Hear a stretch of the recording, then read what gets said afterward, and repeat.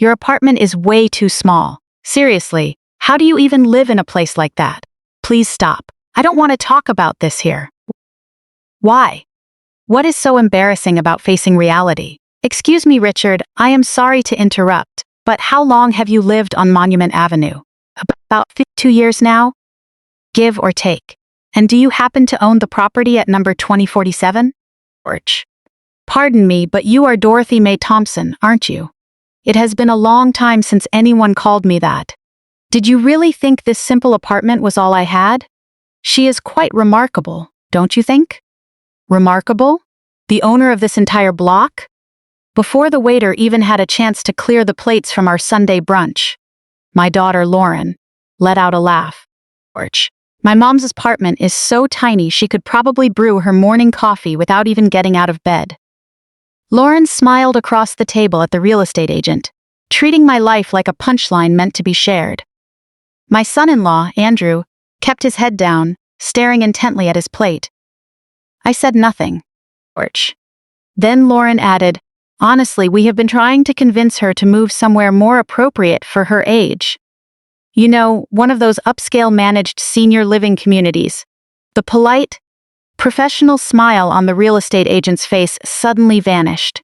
He looked straight at me. Where did you say you live, Mrs. Stevens? He asked. I gave him the address. George. His hand froze right around his coffee cup. He looked at me, then over at Lauren, as if he had just pieced together something that Lauren had completely missed. Wait, he whispered. Rose Stevens? I nodded.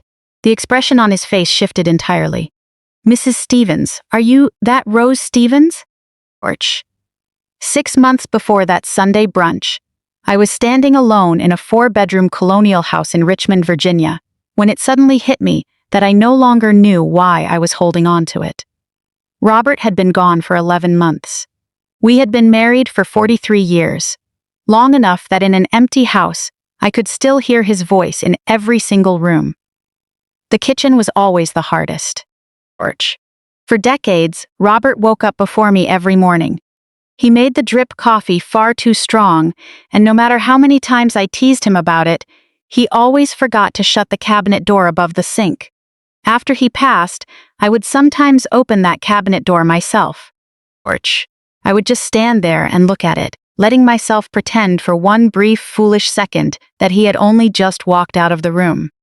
Grief has a way of casting a strange spell on ordinary things. A coffee mug becomes a memory. An armchair becomes an absence. The empty side of the bed turns into a void you try not to look at every single night. George. That house, tucked in a great Richmond school district, had once been perfect for us. It held the story of a classic American middle-class life. Lauren grew up there. George. The backyard had seen countless birthday barbecues. The fireplace had been surrounded by piles of presents. On Christmas mornings, the staircase wall was lined with her homecoming pictures, and the inside frame of the pantry door still carried the pencil marks measuring our daughter's height year after year. George. At 68 years old, I found myself paying hefty utility bills to air-conditioned rooms I never even walked into. I was cleaning bathrooms no one used and walking past Robert's empty study every evening.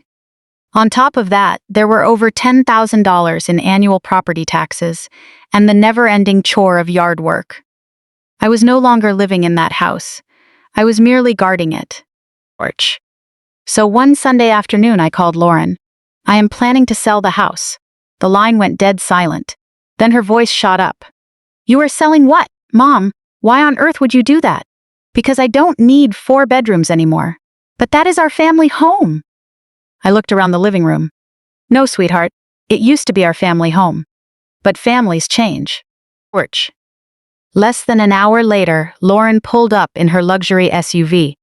She marched through the front door, looking as though I had just announced plans to bulldoze the property the very next morning. You cannot make an impulsive life decision like this while you are still grieving. I have been thinking about this for months. That is exactly what worries me. George. I remember that exact sentence because it was the first time I noticed a subtle shift in the way my daughter spoke to me. She was no longer speaking with me. She was speaking about me. It felt as though turning 68 and losing my husband had quietly bumped me into a different category. Someone who needed adult supervision to make basic decisions. I didn't hold it against her. Lauren loved her father deeply, and I knew she was processing her own grief. 3 weeks later, the house went on the market. In Richmond's competitive real estate scene, it sold quickly. Then came the harder part. 43 years of marriage accumulates an unbelievable amount of stuff. Robert kept everything. Old lawnmower parts, receipts from Home Depot, a mountain of extension cords, cookie tins packed with screws, and a broken radio he had been promising to fix since 2009. Going through his belongings was excruciating at first, but eventually, something unexpected happened. A sense of relief washed over me. I began to feel lighter. I donated Robert's best winter coats to a local charity. My granddaughter, Emily, picked out a few of his favorite books. Lauren took his watch and an old framed photograph of him holding her when she was just a baby. I kept only the things that carried true meaning for me: his wedding band, a handwritten anniversary card, and a blue ceramic mug with a small chip on the rim. Everything else I let go so it could be useful in someone else's life. Lauren struggled with the purge far more than I did. Every time she came over to help pack, she would rescue items from the donation boxes. "Mom, you can't just give this away." "Why not?" "Because Dad bought it." "Your dad bought a lot of things, Lauren."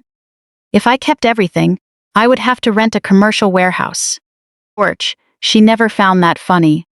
Then came the moment I told her where I was moving, an apartment. She said the word as if I had just announced I was moving into a storage unit. A 1-bedroom apartment. Her expression grew even more alarmed. "Mom, you just sold a spacious 4-bedroom house." "Yes, I did. And you are moving into a 1-bedroom? I can only sleep in 1 bedroom at a time, dear." Still, not even a smile. Apartment 614 was on the 6th floor of a renovated vintage brick building near downtown Richmond. It had tall windows, original hardwood floors, a functional open kitchen, and a small balcony where I could sit and drink my morning coffee. The bedroom had just enough room for my queen bed, 2 nightstands, and a dresser. The living room held a couch, 2 armchairs, my books, and the small oak dining table Robert and I bought during our very first year of marriage. That was it. No clutter, no unnecessary burdens. The first time Lauren stepped inside, she stood in the entryway and just stared. "This is it? This is it." She walked straight into the kitchen. "Where's the dining room?" I pointed toward the small oak table. "That is my dining room." "Mom, are you serious?" She opened one closet door, then another. I watched her inspect my home like an investigator, as if expecting to find some hidden explanation behind one of the doors. Finally, she turned back to face me. "Did something go wrong with the money from the house sale?" There it was. The core question resting beneath everything else. "No, are you sure?" I almost laughed. "Yes, Lauren. I am quite certain I know where my money went." Her cheeks flushed slightly. "I am just worried about you." I knew that, and part of me believed she genuinely cared. But what I refused to do was justify myself. I didn't tell her why apartment 614 happened to be vacant the moment I wanted it. I didn't explain why the property manager personally supervised the painters before I moved in. I didn't mention that I already knew the building's boiler had been replaced 4 years ago, or that the south elevator was scheduled for a modernization upgrade in the spring. Lauren never asked those questions. She had already constructed a narrative in her mind that made complete sense to her. Her widowed mother had sold the family home, moved into a compact apartment, drove a decade-old Ford, and stopped buying expensive things. In her eyes, the conclusion was obvious. Her mother was running out of retirement savings, or was already broke. I could have corrected her right then. But I chose not to. Not because I was trying to test her. At least not at that point. I simply didn't believe my financial worth was something I needed to put on display just to earn my daughter's respect for my choices. The funny thing was, I fell in love with apartment 619 almost immediately. On my first morning there, sunlight poured through the tall windows, casting long shapes across the floor. I made my coffee and carried it out onto the balcony. Porch. The city of Richmond was slowly waking up below me. Cars moved through the intersection, someone was walking a golden retriever along the sidewalk, and a FedEx truck pulled up across the street. For the first time since Robert passed, the quiet did not feel like abandonment. It felt peaceful. "I think you would have liked it here," I whispered. Porch. I could easily picture Robert grumbling about the small kitchen, while secretly being thrilled that there was no lawn to mow and no roof to patch. That afternoon, there was a knock at my door. A neighbor from 2 floors down was dealing with a heating issue and trying to reach maintenance. I immediately suspected what the problem was. Porch. "Have them check the control valve before they replace the thermostat," I told her. She looked surprised. "You know about heating systems?" "A little bit," I replied. It was much easier than explaining that I had 30 years of commercial property management experience. 2 days later, I ran into a contractor in the lobby and casually asked if the leak near the back stairwell had been taken care of. Porch. Lauren happened to be with me. After the contractor walked away, she gave me a puzzled look.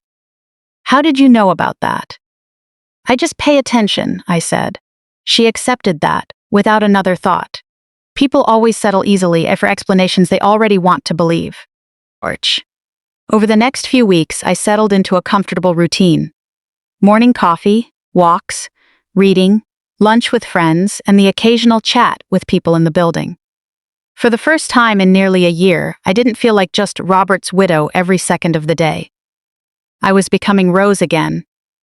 Whenever Lauren visited, she saw an entirely different picture. Porch. She saw less furniture, a smaller footprint, an older car in the garage, and a downsized kitchen. Somehow, through her middle-class lens, downsizing meant downgrading, and downgrading, in her mind, meant vulnerability and a loss of independence. I had no idea how complicated that assumption would become. All I knew was that about a month after I moved in, Lauren called while I was making dinner. Porch. After a few minutes of casual small talk, her tone turned unusually breezy. "Mom, can I ask you something?" "Sure. What did you actually walk away with after selling the house, once all the fees were paid?" I stopped stirring the pot on the stove. It was the first time she had asked so directly about my bottom line. It certainly wouldn't be the last. "What was your actual net payout?" "Porch," Lauren asked casually. But some questions carry an energy that instantly shifts the room. I stood by the stove, holding the wooden spoon, watching the tomato soup simmer. "Why do you ask?" "Oh, no reason really. Just curious." I smiled quietly to myself. Grown children rarely ask for exact financial figures out of pure curiosity, especially after a major asset sale. Porch. "The closing went very smoothly," I said. "I know that, Mom. I mean, after the mortgage, closing costs, broker fees, and everything else?" "The mortgage was paid off years ago," I told her. A brief pause hung on the line. Oh, there was something in that single syllable that didn't sit right with me. It wasn't relief or surprise. It sounded like calculation. "Do you need some help with something, Lauren?" Porch. "No. Good grief, Mom, I am your daughter. Am I not even allowed to ask about your financial situation?" "You are welcome to ask, just as I have the right to keep it private." She forced a light laugh. "You have gotten so secretive lately." I almost pointed out that I had always been private about money. Porch. In a world where people love to show off on borrowed credit, Robert and I never discussed our net worth over dinner with friends. We never bragged about our income or broadcast our investments. When we had a great financial year, we didn't buy a flashy luxury car. We quietly reinvested back into the market. I chose not to say any of that. "I am doing just fine," I told her. Porch. That is all you need to know. For a little while, I thought the money talk was behind us. I was mistaken. A week later, Lauren stopped by with Emily. Emily curled up on the sofa with a book while Lauren followed me into the kitchen. As I was putting on the kettle for tea, she noticed a small stack of mail on the counter. "Are these bank statements?" Her hand reached out toward them. Porch. I placed my palm flat over the envelopes. That is personal mail. She pulled her hand back quickly. I wasn't snooping. I didn't say you were. Her jaw tightened. Then she offered a tight smile. You know, you really ought to switch to paperless billing. It is better for the environment, and leaving financial paperwork out in the open like this isn't very safe. I prefer paper statements. Porch. And they are sitting on my kitchen counter, Lauren. Not on a park bench. I am just trying to help. There it was again. That word, help, was turning into a peculiar term between us. It seemed to mean giving up small pieces of my autonomy just so Lauren could feel more in control.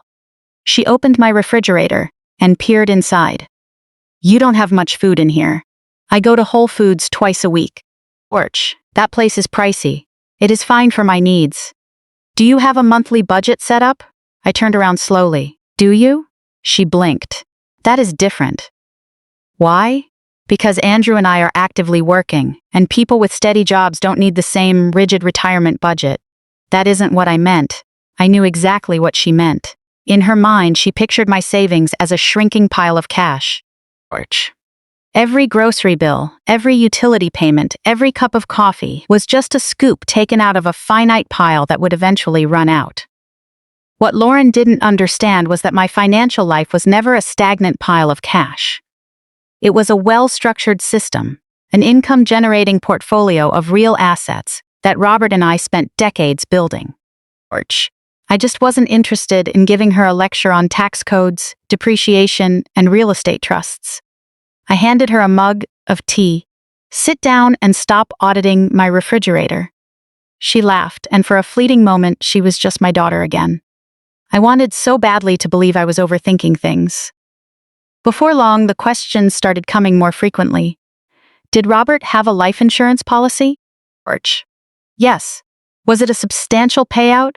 What happened with his retirement accounts, the 401k and the IRAs? They were handled properly. Are you drawing an income now, or are you pulling straight from your personal savings every month? I have an income. Where does it come from? An investment portfolio. What kind of investments?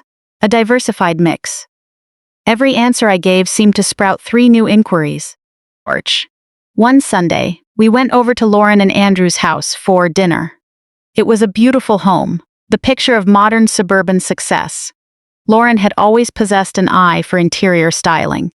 The rooms looked straight out of an upscale home decor magazine. Cream-colored custom furniture, curated artwork, and decorative pillows that clearly weren't meant for leaning on. Porch. During the main course, Lauren mentioned that one of her colleagues had recently moved into a new luxury townhouse development. You really should see it, Mom. Massive floor-to-ceiling windows, a private rooftop terrace, everything brand new. Sounds expensive, I noted. Lauren laughed. You always say that. If it is something I show you, you automatically assume it is pricey. Porch. Andrew kept his eyes glued to his plate. I didn't miss that. Lauren continued. We are actually thinking about making a move ourselves. That caught me off guard. Their current home was comfortable in a fantastic school district and had plenty of space. Why? Do you need more room? I glanced down the hall. You already have 3 bedrooms, and Emily will be heading off to college soon. Porch. We are entertaining a lot more these days, Lauren said, and frankly, the property values in this neighborhood aren't appreciating as fast as some of the newer developments. Her answer felt distinctly rehearsed. What does Emily think? I asked. Lauren shrugged. She will love it. Sitting across from me, Emily raised a single eyebrow. I had to bite my tongue to keep from laughing. Porch. After dinner, while Lauren and Andrew were in the kitchen cleaning up, Emily helped me put on my coat in the foyer. Grandma? Yes, sweetheart. My mom is completely obsessed with that townhouse development, I noticed. She looks at photos of the floor plans every single night. I guess she really loves it, Emily whispered, leaning in closer. Porch. But my dad says it is way too expensive and beyond our budget. I glanced toward the kitchen. Did he tell you that directly? I heard them arguing about it. I placed a reassuring hand on her shoulder. Your parents' finances are between them, honey. Try not to worry about adult matters, okay? She nodded. Then she said something that didn't fully register until much later. George.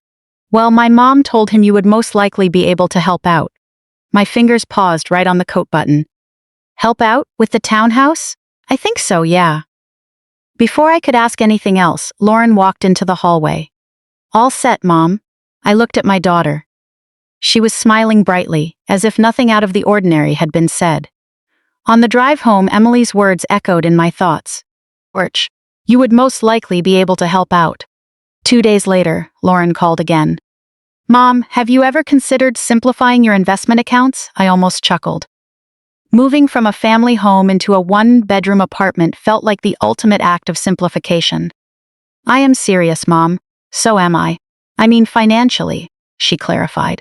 George, you probably have scattered old accounts lying around from when Dad was managing things. Wouldn't it be easier to consolidate everything under a single wealth management firm? I know exactly where all my accounts are. Easier for whom, Lauren? For you? Another brief silence fell over the call. I am not having any trouble managing my affairs.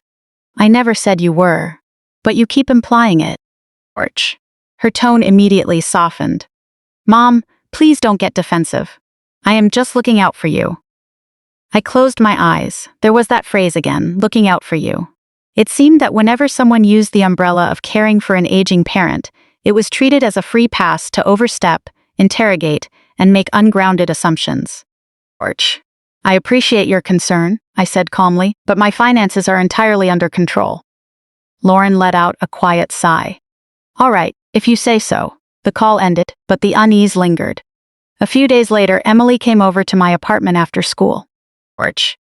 We baked blueberry muffins together while she vented about a frustrating AP history assignment, a friend dating someone dramatic, and a teacher who considered 17 pages of reading light homework. It was wonderfully normal. While we were waiting for the muffins to bake, Emily looked at me and asked out of nowhere, Grandma, are you broke? I stopped and looked at her. What? George. Her cheeks turned bright red. I am sorry, I shouldn't have asked that. No, sweetie, come sit down. She sat across from me at the small table. Why would you ask me that? Emily fidgeted with the edge of a napkin. I overheard Mom and Dad talking the other night. My stomach tightened. What did she say? She said your lifestyle changed completely after Grandpa passed away. Well, that part is true. George. And then Dad said, maybe that is just what she wants. That sounded like Andrew. And what did your mother say to that? Emily hesitated. I reached across the table and took her hand. You are not in any trouble, dear. Just tell me. She said you were being unrealistic about the future. Emily looked down, and then she said something like, George, Grandma won't really be needing that much money down the road anyway. For several seconds, I couldn't find any words. It wasn't pure anger. Anger would have been simpler to process. It was heartbreak. Discovering that your own child has already started calculating how much of a future you have left is a deeply unsettling realization. At 68, I didn't see my life as winding down. George. I still woke up curious every day. I still had travel plans, goals, quiet mornings on the balcony, dinners with lifelong friends, and afternoons baking with my granddaughter. In Lauren's mental balance sheet, my remaining years had already been discounted. I squeezed Emily's hand. Your mom tends to overthink things. So, are you okay? I am doing great, sweetheart. Better than ever. She smiled. George. Good. I didn't share anything further with her. But that evening, after Emily went home, I sat alone at the small oak table. Robert's chipped blue mug was sitting right beside me. For the first time, I allowed myself to connect every single dot. The pricey townhouse. Andrew insisting it was out of reach. George. Lauren probing about the home sale proceeds, the life insurance, the retirement accounts, the portfolio. And then Emily hearing her say, Grandma won't really be needing that much money down the road anyway. For weeks, I tried to convince myself that Lauren was just worried about me getting older. Maybe a small fraction of it was genuine concern. Concern was far from the whole story. George. The next morning, a text message from Lauren popped up on my phone. First came a photograph, a stunning 3-story luxury townhouse with massive floor-to-ceiling windows, light brickwork, and a sprawling rooftop terrace. Beneath the image, she typed, "We are going to tour it this Saturday. Come with us. I want you to see the guest suite on the lower level. Porch. It would be absolutely perfect for you one day." I stared at that sentence. Perfect for you one day. Another message followed. "Our real estate agent, Thomas Bennett, says properties at this level don't stay on the market long." That was the first time I saw the name. Porch. I had no idea then that Thomas Bennett would eventually sit across from me at brunch, staring at me as if an incredible secret had just walked into the room. Lauren certainly had no idea that the luxury property she was desperate to secure was about to expose the truth about how she viewed me, my future, and my life's work. That Saturday, Lauren picked me up promptly at 10. Even before I stepped into her Lexus SUV, I could tell this wasn't an ordinary showing. She dressed as if heading into a high-stakes corporate negotiation rather than a weekend open house. Ivory-tailored trousers, a crisp navy silk blouse, gold Cartier earrings, and designer heels. It seemed a bit much for touring 3 flights of stairs. "You look lovely," I remarked. She smiled. First impressions matter. For the house or for Thomas? I clicked my seatbelt. I thought the agent was supposed to impress the buyers. Lauren laughed.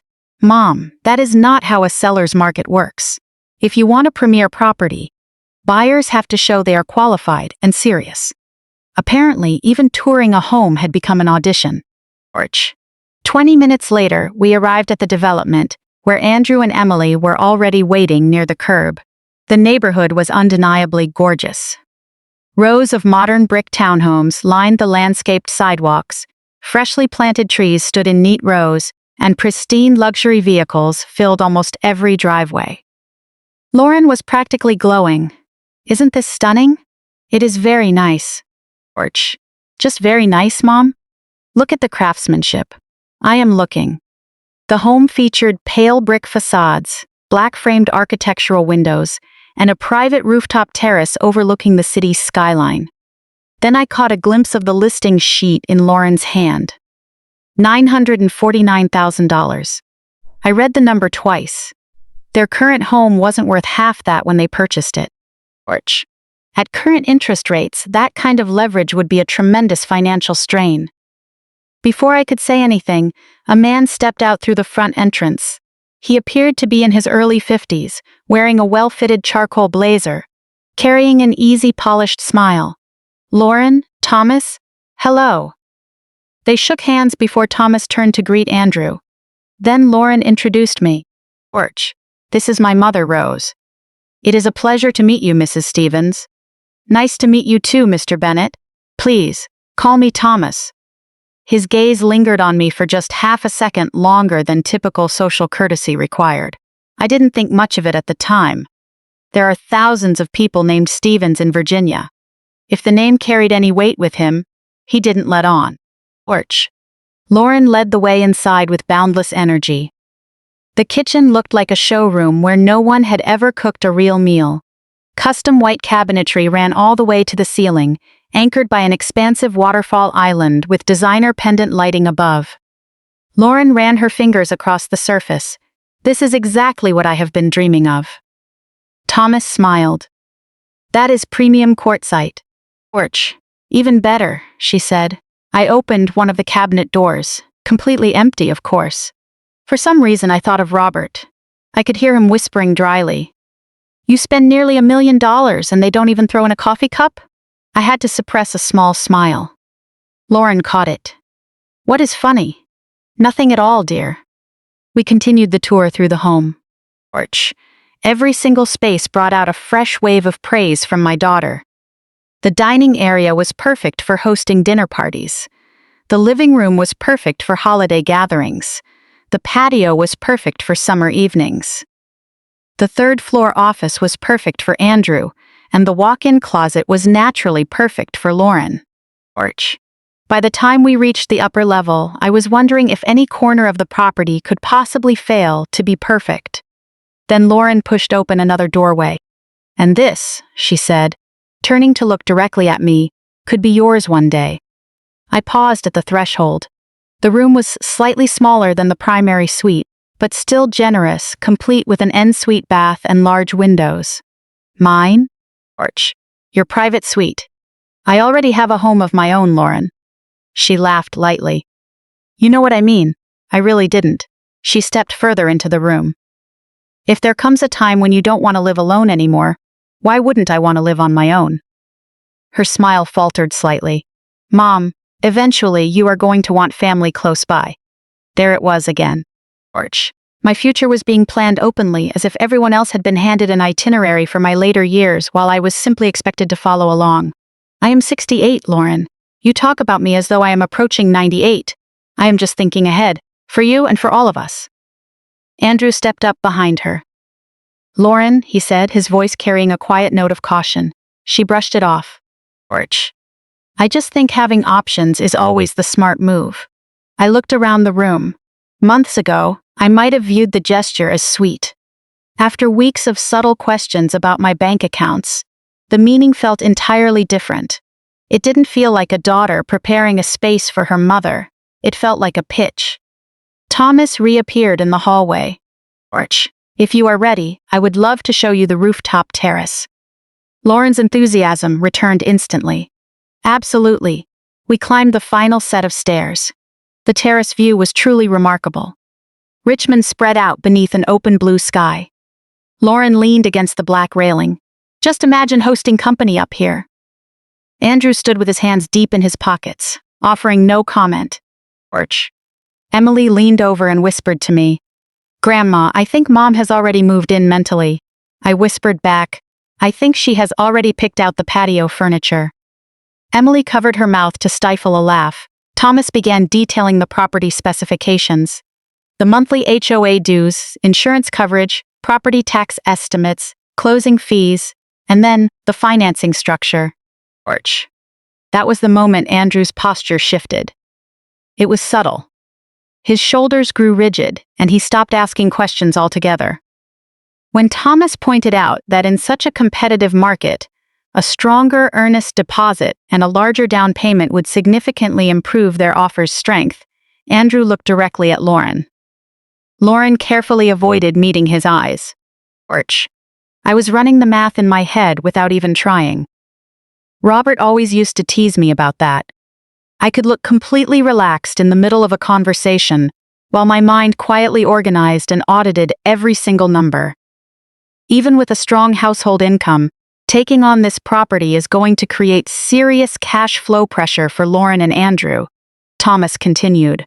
Porch. Naturally, the exact financing structure depends on your lender, but based on our previous talks, putting down a larger down payment would significantly strengthen your position and make loan approval much more likely. Lauren nodded right along. We are already looking into ways to bridge that down payment gap. Andrew stared out at the skyline. I kept quiet. Porch. On the drive back, Lauren couldn't stop talking. She went on and on about designer furniture brands, paint swatches, and high-end outdoor patio sets. She even talked about converting the lower-level office into a temperature-controlled wine room. You haven't bought the place yet, I reminded her. When it comes to real estate, you have to move fast, Mom. You have to visualize the lifestyle you want. Porch. Robert used to say something similar, though his version was far less glamorous. He would say, figure out what you want, and then figure out what it actually costs. Lauren seemed to have skipped that second part entirely. Just after noon, she dropped me off in front of my apartment building.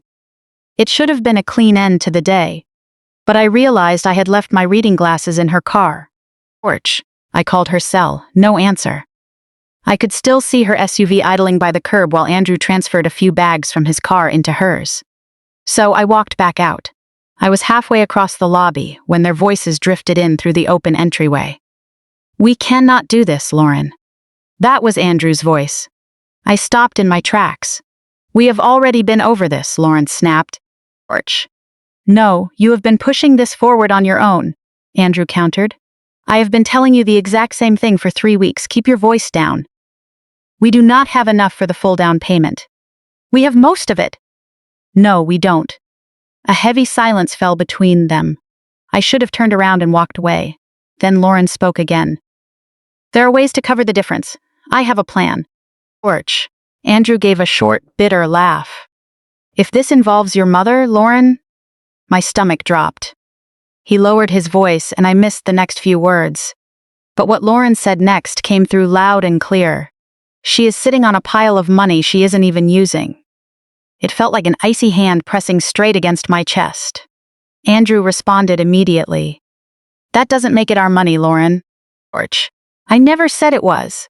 Then you shouldn't be budgeting with it as if it belongs to you. In that brief, painful second, I felt a quiet wave of respect for my son-in-law. Then Lauren delivered the line that cut straight to the bone. I am her only child. Who do you think all of that is going to end up with anyway? I took a step back. The lobby suddenly felt suffocating. Torch. I didn't bother grabbing my glasses. I turned right around and stepped back into the elevator. Upstairs, I closed the door to apartment 614 and stood in the middle of my quiet living room. I didn't cry, but I had never missed Robert more than in that exact moment. Torch. Not because I needed him to fix anything, but because he was the one person who could look at me without a single word and know exactly where it hurt. I sat down at the small oak table, looking at his chipped blue mug. She already thinks my life savings belong to her, I whispered into the quiet room. The apartment offered no answer. Later that afternoon, Lauren called. Torch. Her voice had bounced right back to its usual cheerful energy. So, did you love the townhouse? It is a beautiful property, I said. I knew you would love it. I didn't say I loved it. She laughed. You know what I mean. Thomas thinks we need to act fast before someone else scoops it up. She paused for a beat. We just have a few financial details to sort out on our end. Torch. I am sure the two of you will figure it out, I replied evenly. Her tone shifted slightly. Mom, did you leave something in my car earlier? My glasses. Oh, I found them. I will bring them by tomorrow. Thank you. Neither of us mentioned the conversation by the curb. She had no idea I heard her, and I wasn't ready to let her know just yet. Torch. 2 days later, Lauren called again, practically bursting with enthusiasm. Are you free this Sunday? What is going on? I thought the two of us could grab brunch. Well, Andrew will be there too, and Thomas might swing by since we have a few follow-up questions for him about the townhouse financing. I looked out the window at the Richmond skyline. A family brunch with their real estate agent. Torch. It made no sense at all, unless the meal was never really about brunch. Sure, I said. Wonderful. I will make the reservation. After hanging up, I stood by the window for a long moment. Down below, a commercial maintenance van pulled into the rear service drive. I recognized the company logo immediately. They were scheduled to inspect the building's riser plumbing that week. Torch. I didn't just know about the service contract. I knew the exact repair estimate, the scope of work, and which units had reported pressure drops. I knew far more about that building than Lauren could ever begin to fathom. Torch. Yet my daughter had convinced herself that because I chose a smaller footprint, drove an older vehicle, and refused to spend money recklessly, I was sitting on dead capital with no purpose. In her mind, she had already decided those funds belonged in the walls of her dream home. Part of me still hoped I had misunderstood her. I wanted there to be an innocent explanation. Torch. When Sunday morning arrived, and I walked into that upscale downtown restaurant to find Thomas Bennett seated across from my daughter, the hard truth settled in. Lauren hadn't invited me out for quality time. She was setting the stage to make a demand. I was about to see just how entitled she felt to everything Robert and I had built. Torch. The restaurant was one of Lauren's personal favorites, the kind of trendy spot where the chairs were deliberately uncomfortable, and a simple plate of eggs cost enough to keep Robert complaining for a solid week. I arrived 5 minutes early. Lauren and Andrew were already seated, and Thomas Bennett was right there with them. That confirmed it. This was never just a social brunch. Mom! Torch. Lauren waved enthusiastically. Perfect timing. Thomas stood up as I approached the table. Mrs. Stevens, wonderful to see you again. Good to see you too, Mr. Bennett. Please, call me Thomas. I sat across from him. Lauren sat beside me, and Andrew sat at the far end. For the first 20 minutes, everything seemed pleasant enough. Lauren talked about the townhouse porch. Thomas explained that while another prospective buyer had shown serious interest, the seller hadn't accepted an offer yet. If you plan to move forward, Thomas said, I strongly advise having your financing fully lined up before we submit paperwork. We are almost there, Lauren replied. Andrew reached for his coffee cup, noticeably silent. Porch. He clearly wasn't endorsing her timeline, and Thomas picked up on it. What stage are you at with the remaining funds? Thomas asked gently. Lauren offered a confident smile. We are finalizing the rest of the down payment. Thomas nodded. Understood. Then she pivoted. So, Mom, have you told Thomas about your new apartment? I looked at her. No, I haven't. You really should. Porch. As a real estate professional, I think he would appreciate the contrast. The contrast? She laughed. You know, going from that massive family house to your cozy little setup now. Andrew shifted uncomfortably in his seat. Lauren, your mom is happy with where she lives. I am just teasing her. Lauren shot back. Porch. The truth was, making jokes about my home had become a recent habit of hers, though I kept my thoughts to myself. Thomas looked over at me. You decided to downsize significantly. Lauren leaned forward before I could answer. Downsizing doesn't even begin to describe it. Her entire place could practically fit on the main floor of that townhouse. 1 bedroom, 1 bath, and a postage stamp kitchen. Porch.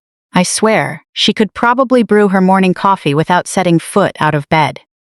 That was the line that stayed with me. Not because it was the most hurtful thing my daughter had ever said, but because of the casual ease with which she delivered it. She didn't hesitate for a second, completely unbothered by whether it might embarrass me in front of a stranger. Porch. My home had become an exhibit in her story about my shrinking world.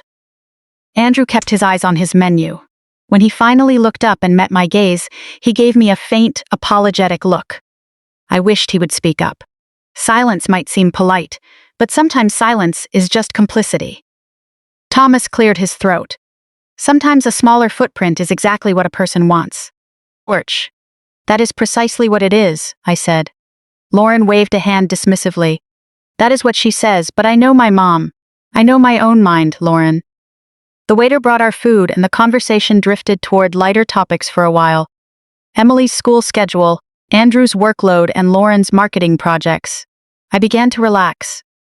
Then Thomas turned to me. Porch. How are you finding apartment living overall? I genuinely love it, I told him. Lauren chuckled again. That is what she says for now. I set my fork down. What is that supposed to mean? Nothing bad, Mom. She let out a small sigh. I just wonder how sustainable this arrangement really is long term. Thomas looked curious. Sustainable? Porch. Lauren lowered her voice slightly, even though the neighboring tables were well out of earshot. My mother has always been independent, but after my dad passed, she made some very drastic changes very quickly. I sold a house and parted with things I no longer needed, then moved into an apartment because I wanted to. I corrected her firmly. Porch. Lauren turned toward Thomas, treating me as if I weren't even sitting there. She has always been stubborn like that. I felt a quiet warmth rise in my chest. Andrew finally stepped in. Maybe we should change the subject. Lauren looked annoyed.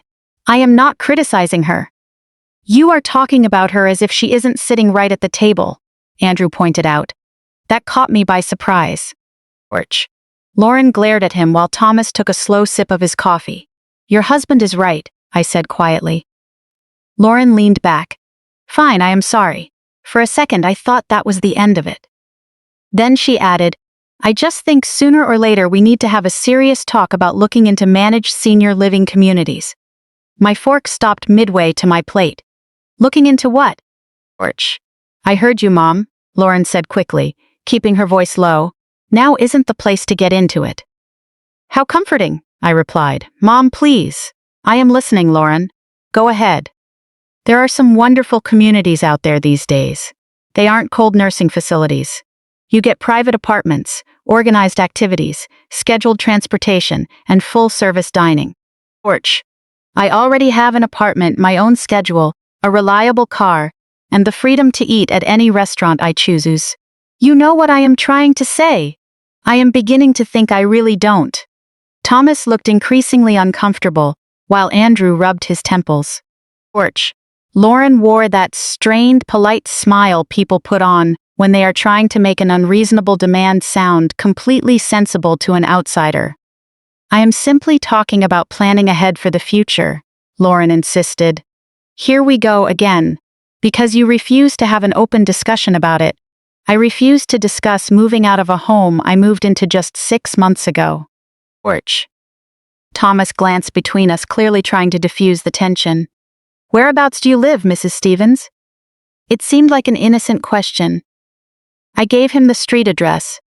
At first, the shift in his expression was barely perceptible, but I caught it. That polished commercial real estate smile faded completely. His eyes sharpened and he set his coffee cup down on the table. Which building? Porch. I repeated the address and gave the property name. This time, he didn't hide his reaction. He stared directly at me. Lauren noticed, but Thomas kept his attention locked on my face. And which unit number? He asked. Apartment? He leaned back against his chair. For 3 full seconds, nobody said a word. Pardon me, he said carefully. What did you say your last name was again? Lauren laughed. Porch. Stevens. Rose Stevens. Thomas kept his eyes on me. Rose Stevens? Yes, something clicked behind his gaze. It was the look of recognition, not complete certainty yet, but remarkably close. Lauren looked back and forth between us. Do you two know each other? I don't believe we have met before, I said. We haven't, Thomas replied, pausing for a beat. But I certainly know the name. Porch. My daughter laughed again. Well, believe me, my mother is definitely not one of your ultra-wealthy private clients. That comment stung far more than the crack about my kitchen. Because this time she wasn't joking around. Lauren meant every single word. She genuinely believed wealth and her mother had nothing to do with each other. Thomas looked at her, then back at me. Porch. I could see the gears turning as he made a professional calculation. Actually, he said slowly, my brokerage has represented transactions connected to that property. Lauren perked up immediately. Really? Yes, several times over the years.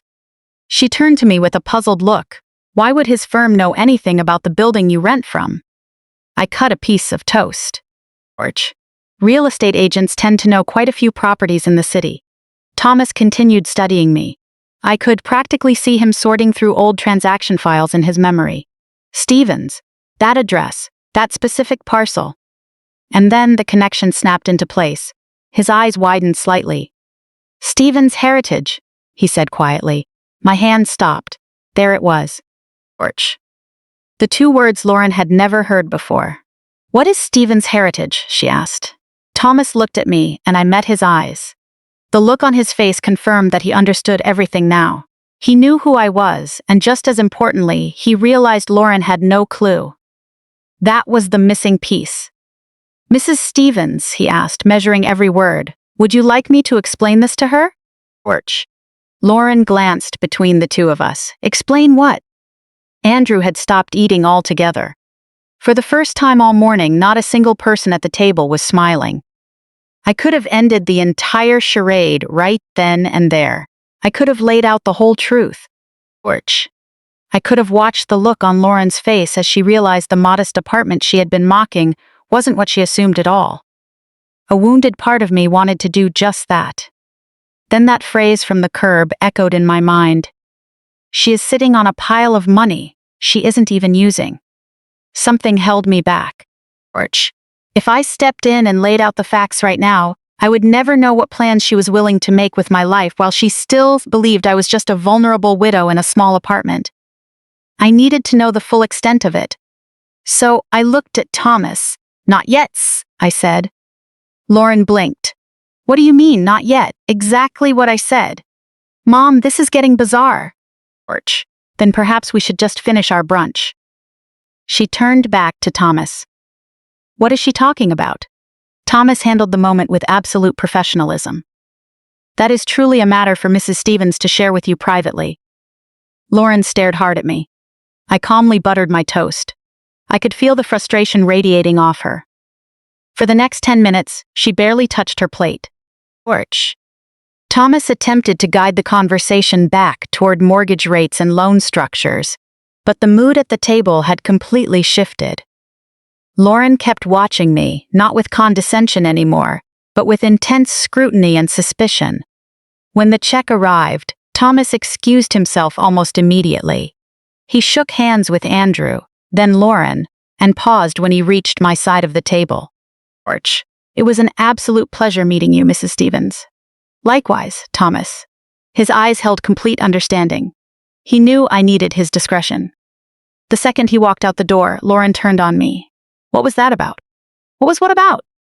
Andrew sighed. Lauren, maybe let's not do this here. No. Thomas obviously knows something. He recognized a company name. What name was that? Orch. I picked up my purse. We can talk outside. Her expression hardened. The same woman who was mocking the square footage of my home 20 minutes earlier was suddenly desperate to understand why an established broker recognized her supposedly struggling mother.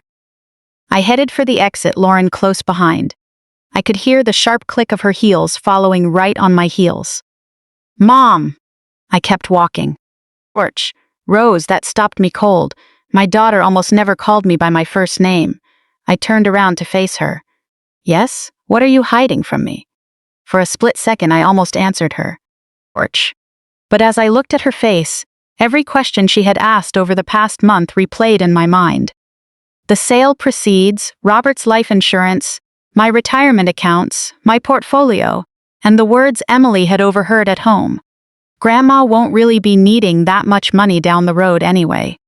I pushed open the heavy glass doors into the midday sun. Orch. I am not hiding anything you have a right to know, I said quietly. Lauren's face fell. I stepped out onto the sidewalk. Before I reached the parking lot, she hurried after me. But the condescending laughter in her voice was completely gone. The meeting was set for 2 o'clock the following afternoon at Thomas Bennett's office. I arrived 10 minutes early. Orch. Not out of nervousness, but because 43 years with Robert had taught me a fundamental rule of business. Arriving late to any financial discussion puts you at an immediate disadvantage. Thomas's office occupied the second floor of a restored brick commercial building downtown. Orch. The reception area had polished hardwood floors and framed architectural photography of landmark properties across Richmond. Mrs. Stevens, Mr. Bennett is ready for you, the receptionist said warmly. Thank you. Lauren and Andrew hadn't arrived yet. Thomas stepped out of his private office to greet me. Mrs. Stevens, he said quietly. Thomas. He lowered his voice. Orch. Are you sure you want to handle it this way? I am quite sure. I don't want Lauren to feel like we are setting a trap for her. Neither do I, and that was the honest truth. Despite everything, I hadn't come to humiliate my daughter. I simply wanted the reality of the situation out in the open. Nothing more, nothing less. Let her walk through her plan first, I told him. Orch. Don't step in unless she asks you directly. Thomas nodded, and when she asks, I will give her the factual answers. Before we could say anything else, the glass entrance opened. Lauren walked in, followed by Andrew. She was carrying the same leather portfolio she had brought to my apartment. She looked slightly caught off guard to see me already seated. You are early, she noted. So are you. Orch. She glanced toward Thomas. Good. Hopefully we can get everything settled today, settled. I wondered how many unverified assumptions were packed into that single word. We moved into the main conference room. Lauren and Andrew sat on one side of the long table. I sat opposite them, and Thomas took the seat at the head. For a moment, the room was completely still. Thomas broke the silence. Orch. Lauren mentioned that you wanted to review the financing options for the townhouse together.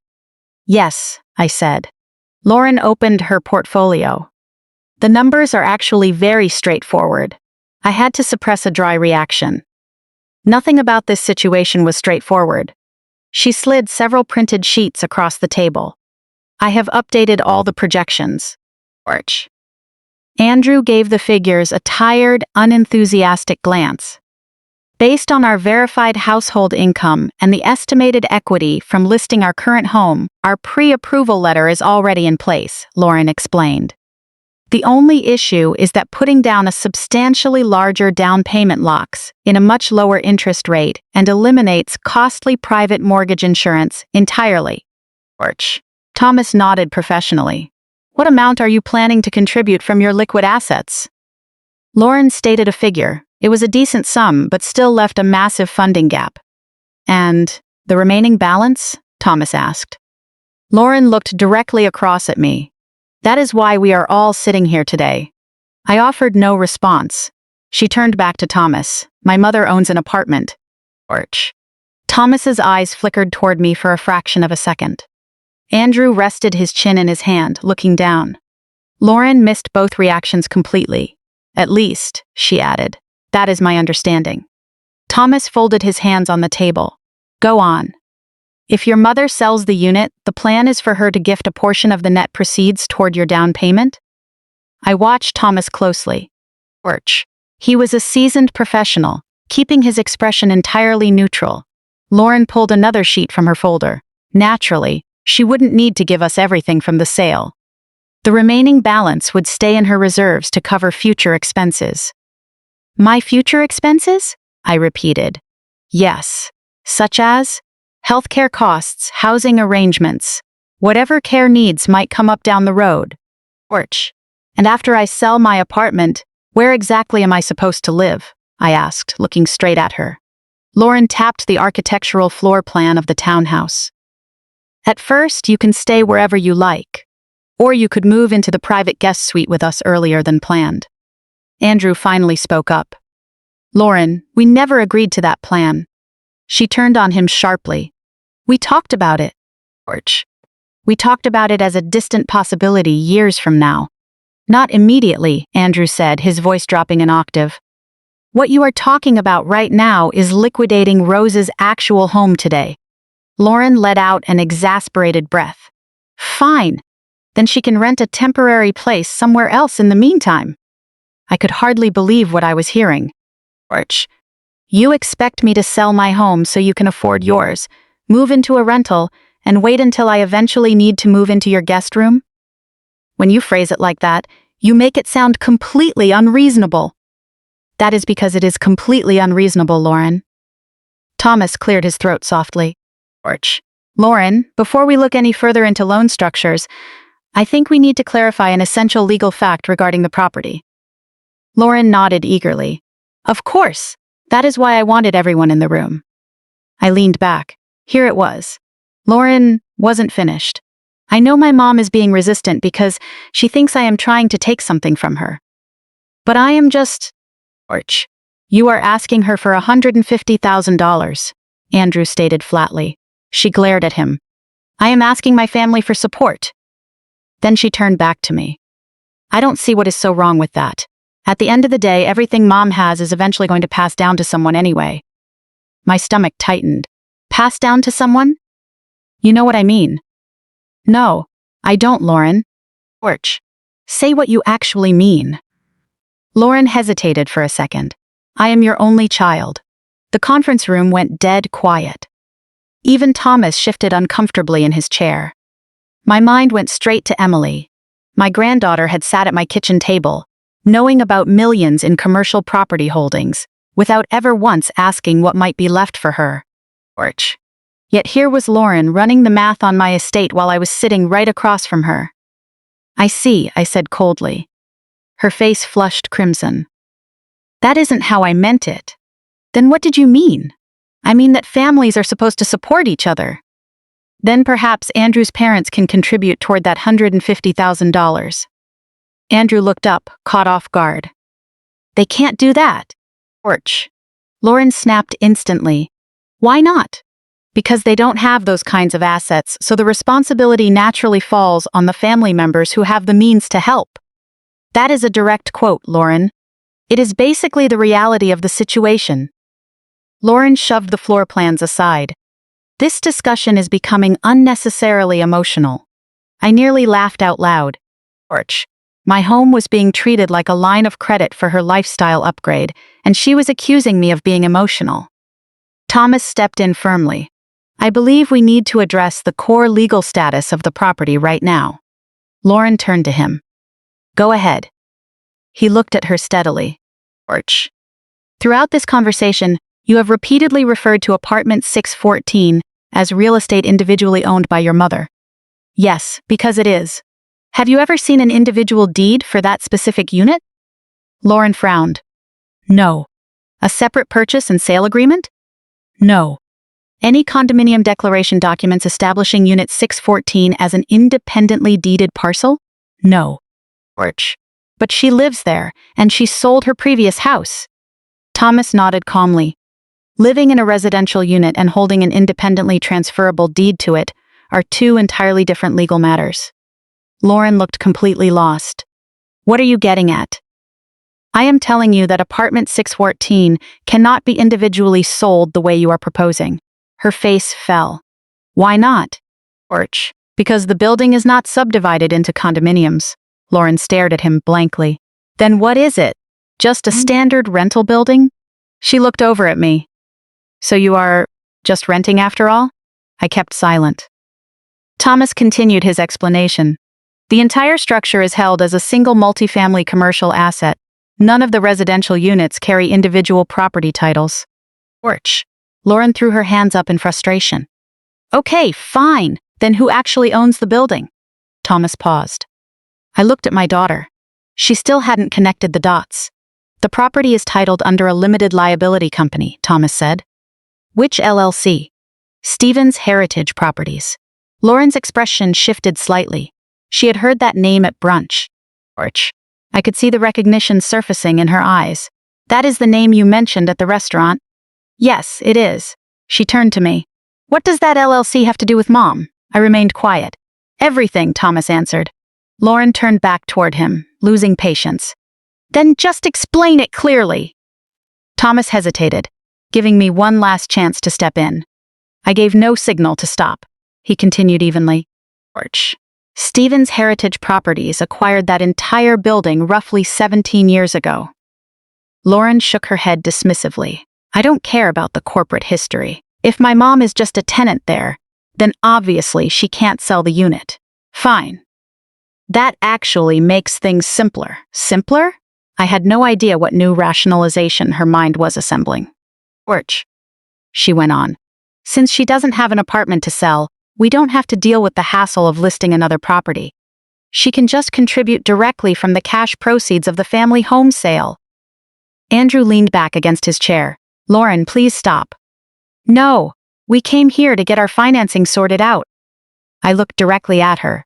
What exactly are we sorting out, Lauren? Arch. Your financing deficit? That is your problem. My housing arrangements?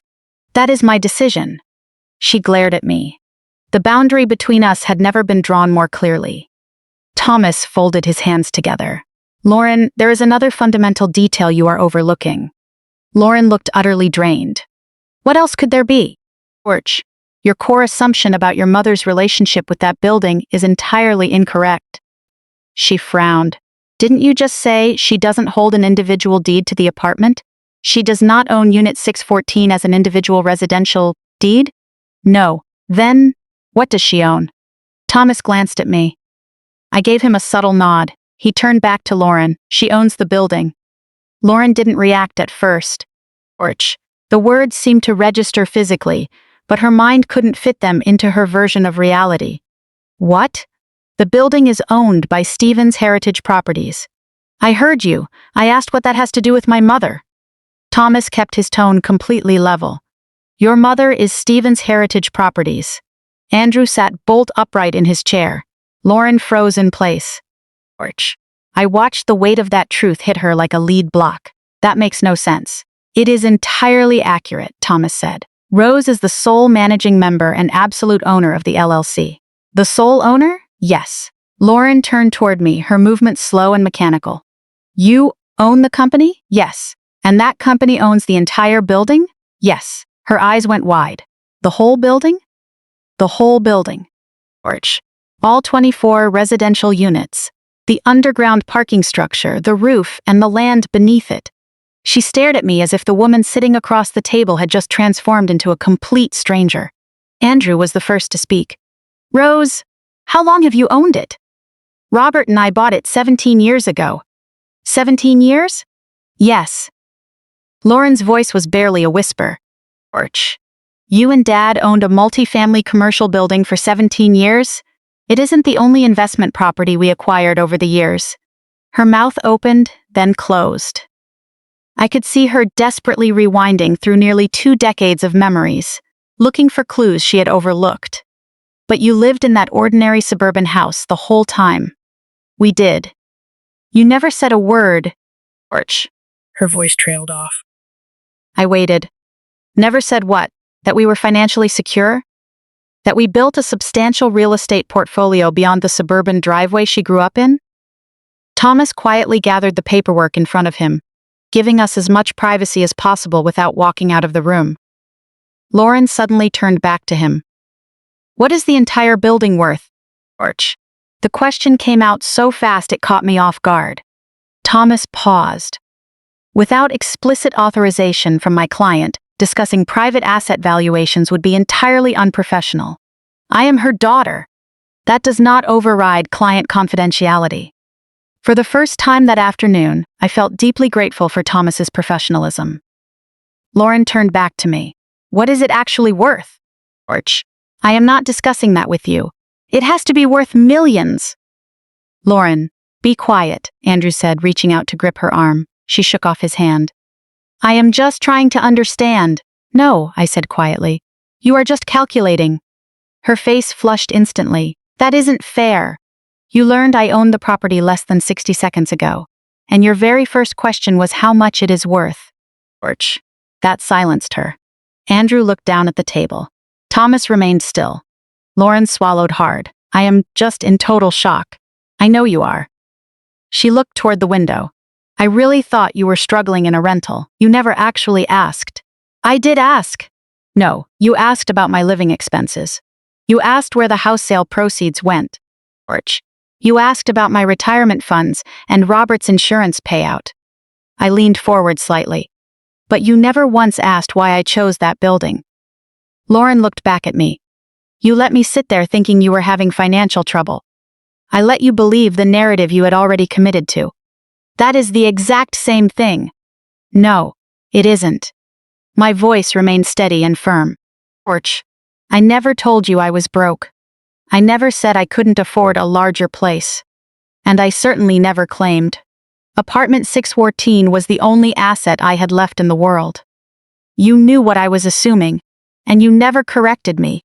Because I wanted my daughter to respect my life choices on their own merits, without needing to review a certified financial statement before deciding to treat me with dignity." Orch. Her eyes welled with tears for a fleeting moment.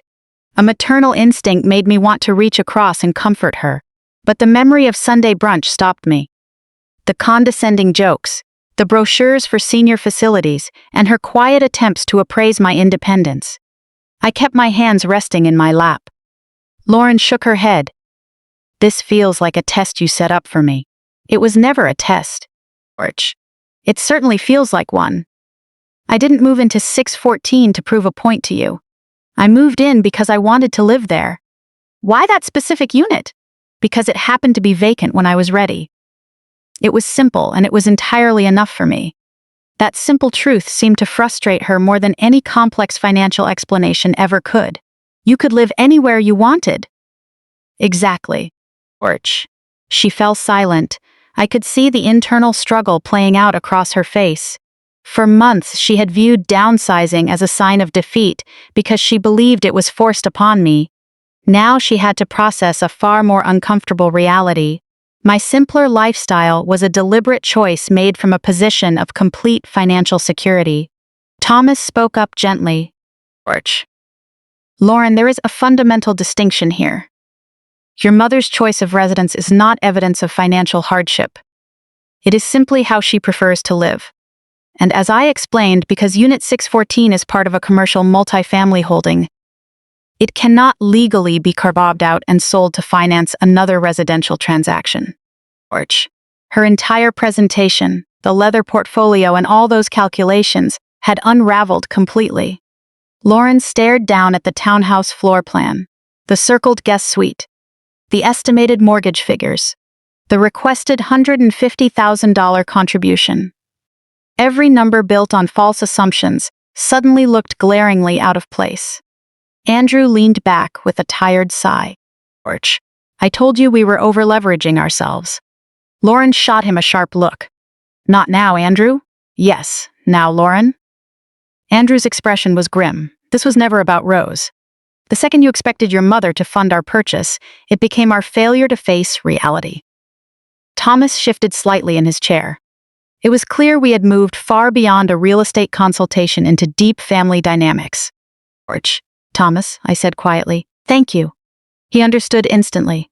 I will give the three of you some privacy. He stood up and stepped out, closing the door behind him.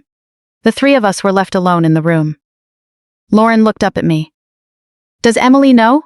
I paused. Yes, she does. Lauren looked devastated. You told Emily before you told your own daughter? She noticed the details herself, and I simply confirmed what she observed. I am your daughter, and she is just a kid. That isn't the point, Lauren. Then what is the point? Tears finally spilled over Lauren's eyelashes. You trusted a 16-year-old before you trusted me. The accusation carried real weight. Beneath the vanity, the status-seeking, and the entitlement, the underlying hurt was genuine. I trusted Emily because when she asked questions, she wasn't looking for leverage to manage my life. Lauren looked away. I kept my tone gentle. She noticed the maintenance contractors consulting me about repairs. She saw the property manager treating me with professional deference. She was genuinely curious about how a building operates. And you? I hated saying the next words, but they needed to be spoken. You saw a modest apartment and immediately decided your mother was a vulnerable dependent who needed someone else to manage her affairs. Lauren wiped a tear from her cheek. I was genuinely concerned about you. Part of your concern was real, Lauren. But wrapped inside that concern was a great deal of embarrassment and condescension. Her expression shifted.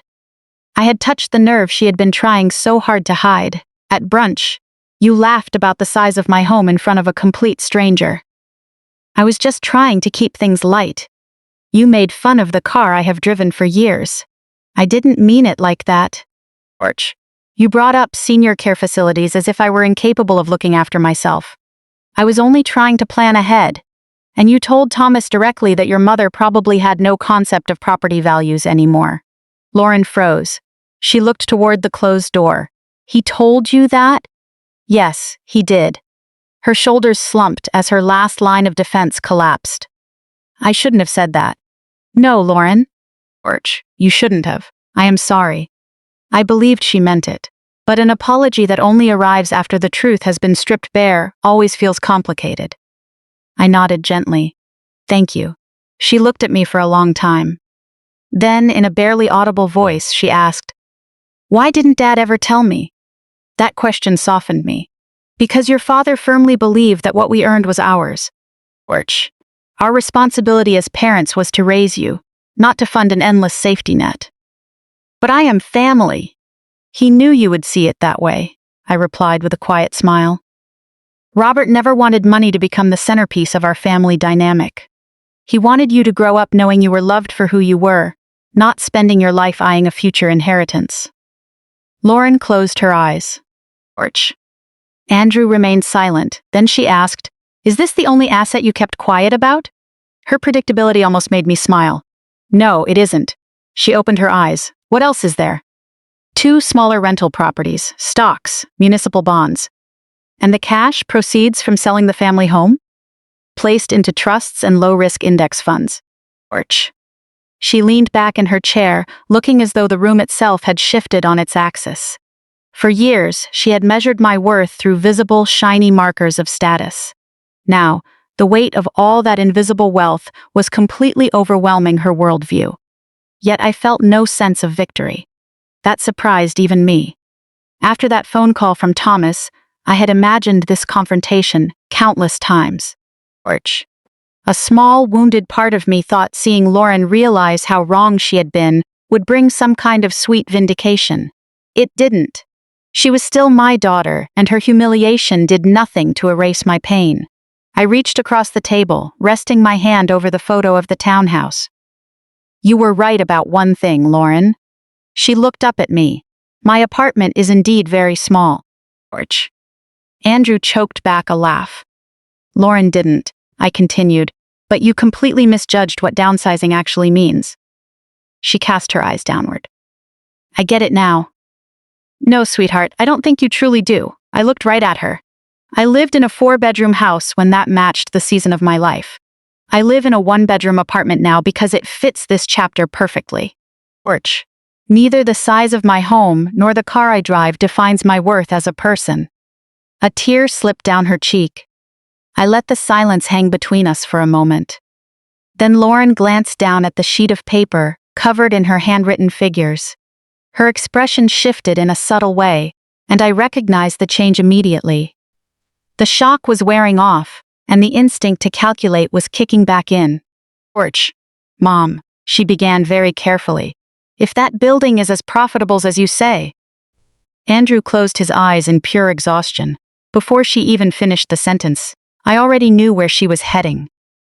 Then lending us $150,000 really isn't a big deal for you at all, is it? George. In that exact instant, a hard reality became crystal clear. Exposing the truth doesn't magically fix the underlying problem. It merely drags it out into the daylight. Then lending us $150,000 really isn't a big deal for you at all, is it? For a second, I wondered if Lauren was deliberately trying to sabotage herself. Andrew was visibly furious. George. He dropped his head into his hands, rubbing his face. Lauren, please just stop. She snapped around to him. I am just asking a reasonable question. No, Andrew said evenly. You are proving her exact point. Her jaw locked. What point? That all you care about is getting your hands on her money. Lauren turned back to me. George. I could see a storm of conflicting emotions playing across her face. Embarrassment, anger, desperation, and something that looked shockingly like relief. An hour ago, she had been anxious because she thought I was broke. Now she was convinced I had endless resources. In her mind, that somehow made her request even more justified. I leaned back. No, she blinked. What? My answer is no. George. No to covering the full down payment? No to funding this townhouse purchase in any way. Her mouth hung open. But you literally just told us you own an entire commercial apartment building. I do. And 2 other rental properties. Yes. So $150,000 is pocket change to you. It wouldn't impact your daily life in the slightest. I held her gaze steadily. George. That has never been the standard for asking someone for money. What is that supposed to mean? It means you don't get to decide what someone owes you just because they can afford it. I am your daughter. Which is why I know you well enough to see what is happening. The words landed with more bite than I intended. Lauren flinched. I softened my tone. George. It is precisely because you are my daughter that I have to tell you what you really don't want to hear. She crossed her arms tightly. You cannot afford that townhouse, Lauren. You don't even know our full financial picture. Then prove me wrong. We have a pre-approval letter from a reputable lender. A pre-approval letter only tells you how much debt a bank is willing to sell you over 30 years. George. It doesn't mean you can comfortably carry that burden every month. Andrew glanced at me, and this time I saw deep agreement in his eyes. Lauren caught it instantly. Don't do that, she warned him. Andrew frowned. Don't sit there acting like she knows our financial situation better than we do.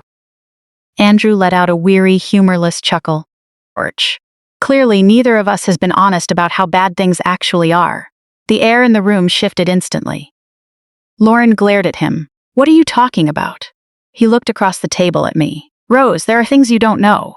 Lauren cut in sharply. Andrew, stop. Right now. He ignored her completely. We are carrying an overwhelming amount of high-interest credit card debt. George. I listened quietly while the color drained straight from Lauren's face. How much? I asked. Andrew stated the balance, the combined total across several high-rate cards. I didn't react visibly, but the number was staggering, far worse than I had anticipated. Andrew! Lauren's voice carried a sharp tremor. Enough, he said. We have to stop lying to ourselves. She looked furious. Orch, that is our private business. I could hardly believe she had the nerve to use that word. Privacy. For the past month, grilling me about every corner of my financial life was treated as family concern, but the moment her own balance sheet was brought up, it suddenly became sacred and off limits. Andrew continued, For 2 years now, we have only been making the minimum monthly payments. Orch, the interest is compounding out of control. How did it get to that point? I asked. A lot of things, Andrew said. Lauren jumped in again. We do not need to sit here and itemize every single expense. Andrew looked right at her. This exact attitude is why we are sitting in this room today. She glared at him, but he stood his ground.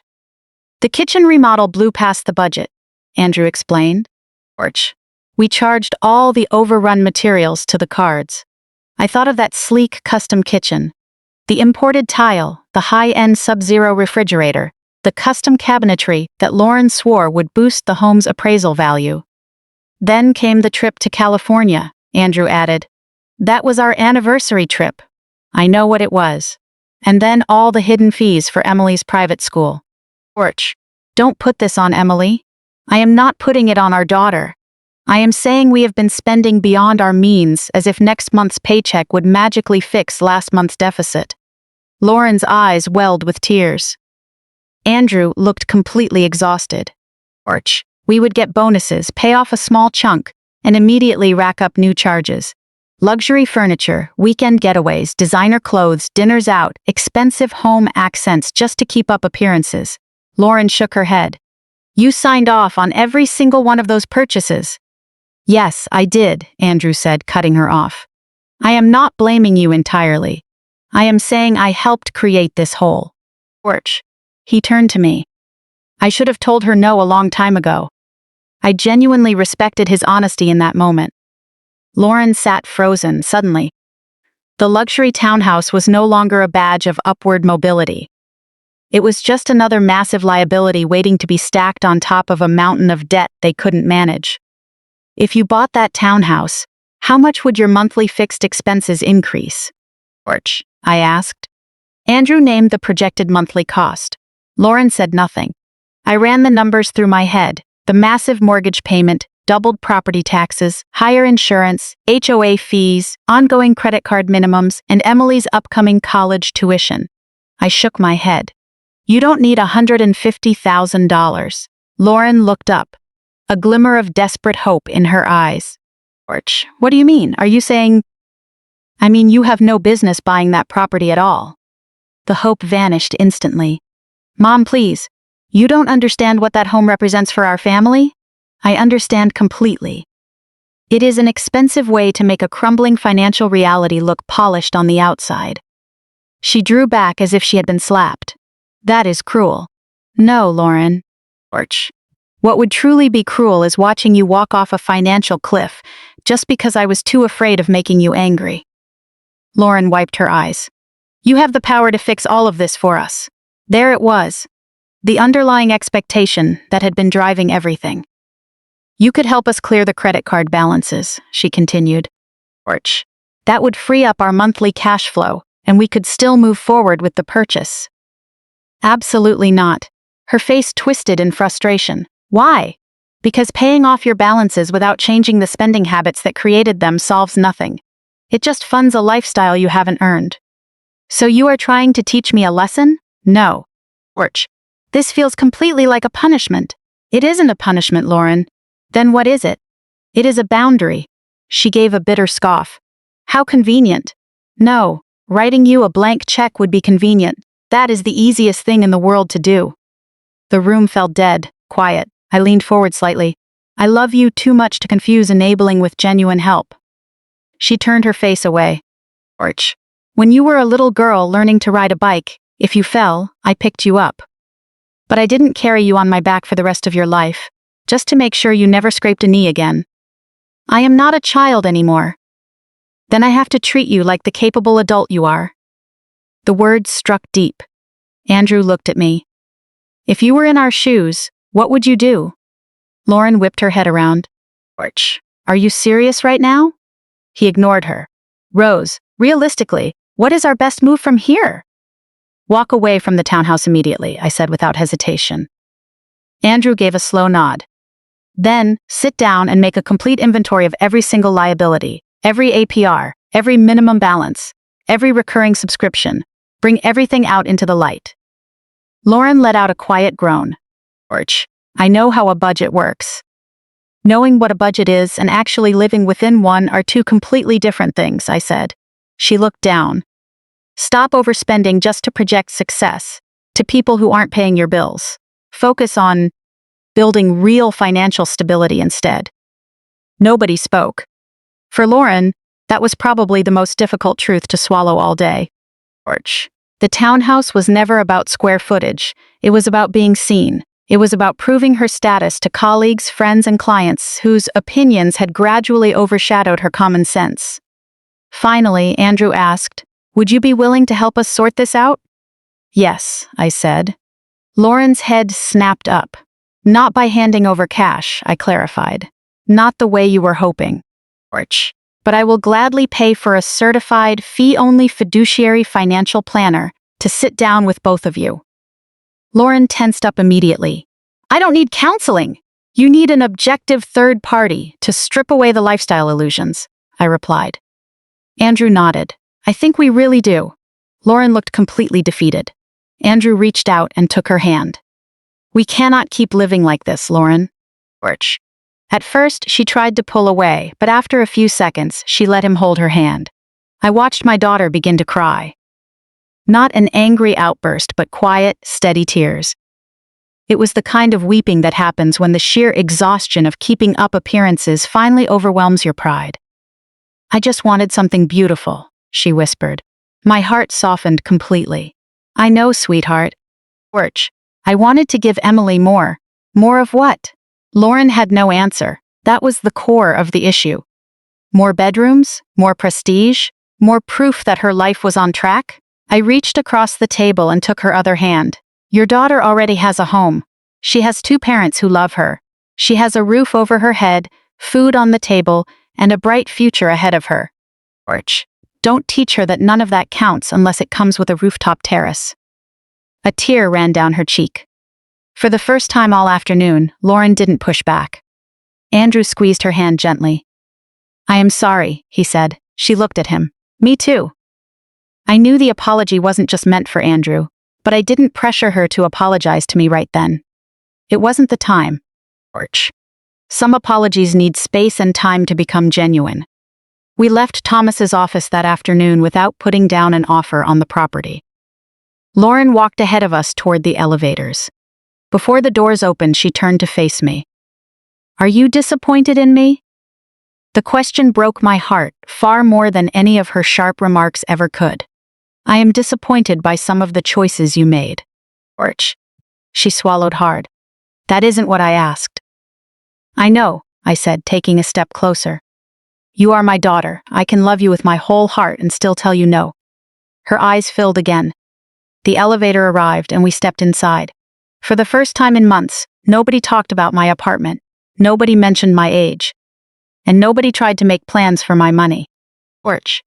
The townhouse vanished from their lives that afternoon, but the debt remained, along with the strain between Lauren and me. Healing that was going to take much longer. I realized then that rebuilding a family relationship is a lot like restoring an old property.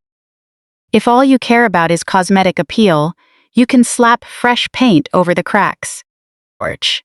But if you want the structure to stand the test of time, you have to scrape away the surface and find the foundation issues underneath. Then comes the quiet, unglamorous work of fixing it properly. 3 months later, Lauren invited me to brunch. Not at an upscale downtown spot with marble tables and $20 omelets, but at a cozy neighborhood cafe just 10 minutes from my apartment. George. When I arrived, she was already seated by the window. No real estate agents, no leather portfolios, no elaborate financial spreadsheets, just my daughter and 2 hot mugs of coffee. I ordered yours black, she said. You remembered. I always remember. There was a subtle shift in her presence. It wasn't an overnight transformation. She was still impeccably dressed with neat hair and a designer handbag, but the restless tension was gone. She no longer looked like she was performing for an invisible audience. How are things going? I asked. She offered a small smile. Much better. After walking away from the townhouse, Andrew and Lauren followed through on my offer. They met with a fiduciary planner, and their first session lasted nearly 3 hours. Lauren later admitted she hated every single minute of it. They had to lay out every credit balance, car note, recurring fee, streaming service, and household bill. Then the planner calculated the exact amount of money they had burned over the past year, just maintaining an image they couldn't afford. The total shocked them both. They dropped the home search entirely and made several immediate lifestyle cuts. A planned summer trip to Europe, 2 country club memberships, and an order of high-end imported furniture. Andrew sold an RV they rarely used, and Lauren started bringing her lunch to work regularly. Those changes didn't erase their balance sheet deficit overnight, but that wasn't the point. The point was that for the first time in years, they were moving in the right direction. We paid off our first credit card in full yesterday, Lauren shared. That is wonderful news. It was the one with the smallest balance, she added. It is still a massive win. She laughed. Andrew actually wanted to frame the zero balance statement and hang it up. I am liking him more and more. I smiled. Lauren laughed out loud and the sound warmed my heart. For the first time in months, we were sharing a genuine, unburdened laugh without hidden tension or calculation. Then her tone grew thoughtful. Mom, I owe you a real apology. I let her speak. I have apologized for pieces of it over the past few months, she said, holding her coffee cup with both hands. But I don't think I ever addressed what was really going on. I listened quietly. I was deeply embarrassed by your apartment. Her direct honesty caught me off guard. I thought, she continued slowly, that people would look at where you lived and think you had hit rock bottom. After Dad died, I watched you give away so much. The family house, the furniture, the clothes, things tied to my entire childhood. She looked down. Instead of asking what letting go meant to you, I made an arrogant assumption. I thought you were losing your grip on life, but the truth is, you were rebuilding your life on your own terms. I finally see that now. She looked toward the window. Then I got caught in the trap of keeping up with everyone else, comparing our home, our clothes, our vacations, the neighborhoods my coworkers lived in. She shook her head. There is always someone with more. Always, I agreed. I know. She looked back at me. That townhouse felt like a trophy. A trophy for what? Her answer came softly. Proof that I was successful. When I found out in Thomas's office that you owned the entire building, she continued. I felt so foolish. I never imagined that was the reality. I know. And then I did something even worse. What was that? I immediately thought, well, since you have the resources, your money can bail me out. I appreciated that she didn't try to sugarcoat her actions. I can still hear myself asking that awful question. 150,000 isn't a big deal to you, right? She closed her eyes in regret. I am so ashamed of that moment. I reached across the table. Guilt is useless unless it motivates you to make real changes. I am working on it, Mom. I know you are. She squeezed my hand. Emily told me something recently. I raised an eyebrow. What did she say? She shared a phrase Grandpa used to say all the time. I knew immediately which one she meant. Only own what gives you freedom, Lauren quoted softly. Never buy something you don't need just to prove you can. That sounds exactly like him. I was the one who told her, I said. Lauren offered a bittersweet smile. I wish I had paid more attention to those lessons when he was still here. Sometimes I think the same thing. We sat quietly for a moment. Then Lauren reached into her bag. For one alarming second, I wondered if another brochure was about to surface. Instead, she brought out a small envelope. What is this? Nothing dramatic, she smiled. Inside was a faded color photograph from decades ago, Robert, Lauren, and me standing in front of our very first fixer-upper duplex. Porch. Lauren was about 8 years old, wearing an old denim jacket she had loved from a thrift shop. Robert was holding a paint roller covered in white primer, and I had a streak of paint across my cheek. All three of us were laughing at the camera. "I found it in an old box from the house move," Lauren said. I looked at the image. I had forgotten this even existed. Porch. "I didn't," she said softly, tracing the edges of the print. "I remember Dad wearing his work boots and fixing drywall. I remember drawing on the dusty floorboards while you two worked on the next unit." She looked up with a peaceful smile. "I just never understood what you were really building back then." We didn't entirely know either, I thought to myself. Porch. We thought we were just securing our financial footing. In reality, we were building freedom and options for a future we couldn't yet see. After brunch, Lauren asked if she could walk me back home. When we reached the red brick building, she paused on the sidewalk and looked up at the 6 stories of classic brick, large windows, and decades of quiet effort. "So, this entire place is yours?" Porch. "Legally speaking, it belongs to the LLC," I laughed. She chuckled. "You are completely stubborn, you know that? It runs in the family." Inside the lobby, we ran into Denise near the mailboxes. "Morning, Mrs. Stevens." "Good morning, Denise." In the elevator, Lauren noticed the easy familiarity. "Do most people here know you own the property?" "Only a few. I prefer living just like everyone else here." Porch. "I am just a resident." She smiled and shook her head. When we stepped into apartment 614, she looked at the space with completely new eyes. The same comfortable sofa, the functional kitchen, the small oak table, the blue mug. Nothing physical had changed. What had changed was the meaning she gave to them. Lauren walked over to the tall windows. "You could literally live anywhere in the world." Porch. "Yes, I could. And you chose this?" "Yes." She turned around and smiled warmly. "I think I finally get it." "I hope so, dear." Then she gave a mischievous wink. "So, is the building going to be in the will for me?" I stared at her in mock disbelief. She held a straight face for about 2 seconds before bursting into laughter. I pointed toward the front door. "Get out. I am kidding. I am totally kidding." Porch. "You haven't earned the right to make inheritance jokes just yet." She stepped over and wrapped her arms around me, pulling me into a warm, genuine hug. No pressure disguised as care, no anxiety over control, just a daughter hugging her mother. "I love you, Mom. I love you too, sweetheart." Later that afternoon, after Lauren headed home, I took Robert's blue mug and stepped out onto the balcony. Porch. The rhythm of Richmond moved along the streets below. I thought about the journey that brought us here. My daughter mocking the size of my home because she equated simplicity with decline, and a real estate broker recognizing a name she had never bothered to ask about. Porch. The real turnaround wasn't that I owned a multi-million-dollar property, or the rental portfolio, or the trusts and market investments. Those are just numbers on a page.